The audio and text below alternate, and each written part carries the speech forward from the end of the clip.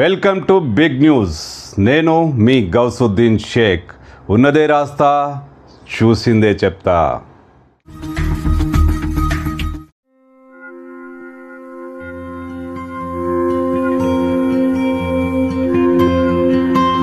మనం మన పిల్లలకు పులి లేదా సింహం లేదా చిరుతపులి చూపించాలంటే యూట్యూబ్ వీడియోలో చూపిస్తాం, లేదా దగ్గరలో ఉన్న జూ పార్కు తీసుకెళ్ళి పులి ఇలా ఉంటుంది, సింహం ఇలా ఉంటుంది అని చూపిస్తాం.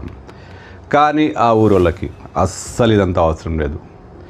వాళ్ళ పిల్లలకు వాళ్ళు పులిని చూపిస్తారు, కానీ ఆ పులి ఎదురుగా నిలబడి ఇదిగో బాబు పులి ఇలా ఉంటుందని చూపిస్తారు. ఎస్, అక్కడ వాళ్లకు పులిని చూడాలంటే ఎక్కడికో వెళ్ళాల్సిన అవసరం లేదు. పులి వాళ్ళ ఇంటి ముంగిటే ఉంటుంది. పులి వాళ్ళ పొలంలో ఉంటుంది. పులి వాళ్ళ దేవాలయంలో ఉంటుంది. ప్రతి చోట పులి కనిపిస్తుంది. అవును, పులి అంటే పెద్ద పులి కాదు, చిరుత పులి. ఎస్, వాళ్లకు చిరుత పులి అంటే అస్సలు భయం లేదు, అస్సలు లెక్కలేదు. చిన్న పిల్లలు కూడా చిరుత పులిని చూసి ఏమాత్రం భయపడరు.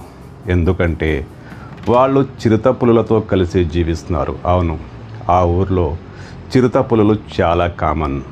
అక్కడ మనుషులతో పాటు చిరుతపులులు జీవిస్తున్నాయి, అంటే కలిసి మెలిసి జీవిస్తున్నాయి. ఎక్కడికి వెళ్ళినా చిరుతపులి కనిపిస్తుంది. పొలం పనుల్లో ఉన్న రైతుకు చేదోడు వాదోడుగా చిరుతపులి కనిపిస్తుంది. గొర్రెల మందను మేపుతున్న రైతుకు పులి పహరా కాస్తుంది. దేవాలయంలో పులి కనిపిస్తుంది. ఇంటి ముంగిట పులి కనిపిస్తుంది. అరుగు మీద కూర్చుని మాట్లాడుకుంటుంటే పక్కనే పులి కనిపిస్తుంది. అంత కామన్ అక్కడ చిరుతపులి. అవును, ఆ ఊరి వాసులు, ఆ గ్రామస్తులు చిరుతపుల్లతో కలిసి సహజీవనం చేస్తున్నారు.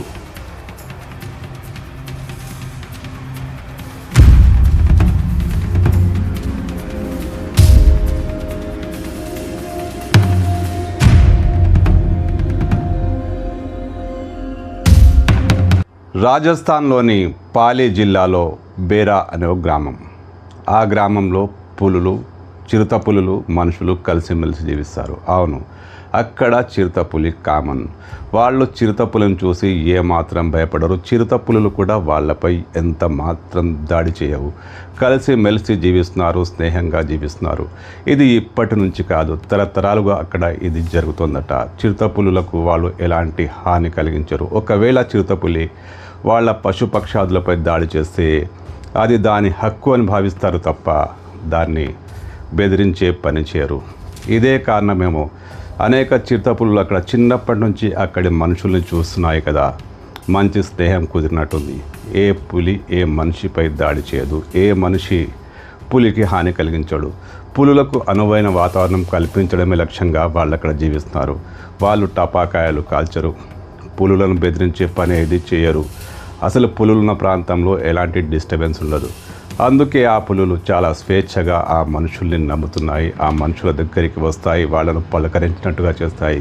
దేవాలయానికి వెళ్తే అక్కడ చిరుతపులి కనిపిస్తుంది. పొలంలో రైతు పశువులను కాస్తుంటే అక్కడ చిరుతపులి ఉంటుంది. ఒక్కటేంటి, అన్ని చోట్ల అక్కడ చిరుతపులి ఉంటుంది. ఇదే కారణంగా ఈ గ్రామం ఇప్పుడు బాగా ఫేమస్ అయిపోయింది. ఈ గ్రామంలో ఉన్న రబారీ అనే గిరిజనులు, వాస్తవానికి వీళ్ళు ఇరాన్ నుంచి వలస వచ్చారట. కొన్ని వందలేళ్ల కిందట వీళ్ళు ఇక్కడ స్థిరపడ్డారు, ఇక్కడే ఉండిపోయారు. వీళ్ళు ఆ పులులను, ఆ చిరుతపులులను దేవతలుగా భావిస్తారు. దేవతల పేర్లు కూడా ఆ చిరుతపుల్లకు పెట్టారట. పులులను వీళ్ళు గుర్తిస్తారు. ఏ పులి ఏదో, ఏ పులి ఎక్కడిదో వాళ్ళకు బాగా తెలుసు. పులులు కూడా వీళ్ళని బాగా గుర్తుపడతాయట. ఎర్రటి తలపాగా ధరించిన ఏ వ్యక్తికి అవి హాని కలిగించవట. అంతెందుకు, ప్రతి ఒక్కరిని అక్కడ చిరుతపులులు గుర్తుపడతాయట.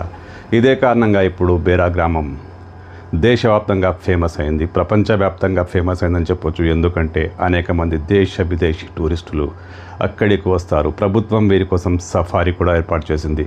పులులను చూసి వాళ్ళు ఆనందం వ్యక్తం చేస్తుంటారు, కానీ ఆశ్చర్యం కూడా వ్యక్తం చేస్తుంటారు.